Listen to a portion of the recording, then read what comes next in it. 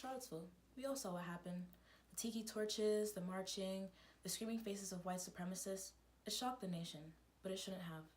American neo-Nazis, white supremacists, and other radical white hate groups have historically impacted American society, perpetuating discrimination and danger as their origins in American history run deep, revealing themselves in modern-day America. Think about it. Ever since European nations began to colonize the New World, modern-day minorities have been treated as second-class citizens. This can be traced back to this treatment and misplacement of the Native Americans. The action displayed became a tradition for American people only after one generation of the cultural genocide, establishing white nationalism. This mistreatment was not only shown to the Native Americans, but to the African American community. Groups such as the KKK established laws like the Jim Crow laws to strip away equal rights for colored people. Hitler even realized the discriminatory practices used against African and Native Americans and modeled his principles after it. His agenda was directly influenced by our actions of prejudice against them.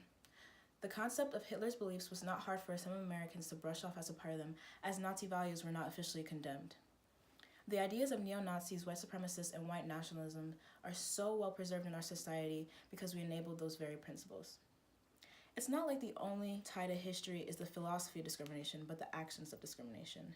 One of the most previous notable riots was the Wilmington Race Riot, where citizens of North Carolina used the blanket of protecting white women to inflict pain on African Americans.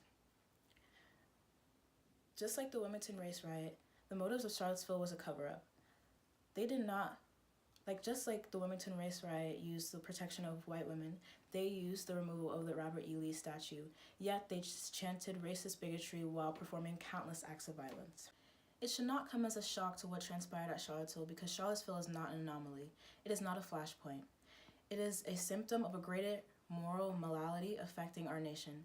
If as a nation we are willing to denounce Charlottesville, then we must equally be willing to denounce the structural system that creates the animus and ignorance that ignites events just like this. Charlottesville clearly showed what America has built on, dating back from Manifest Destiny to the founding of these infamous groups. Patterns of prejudice have been woven into American culture, revealing itself in modern-day America.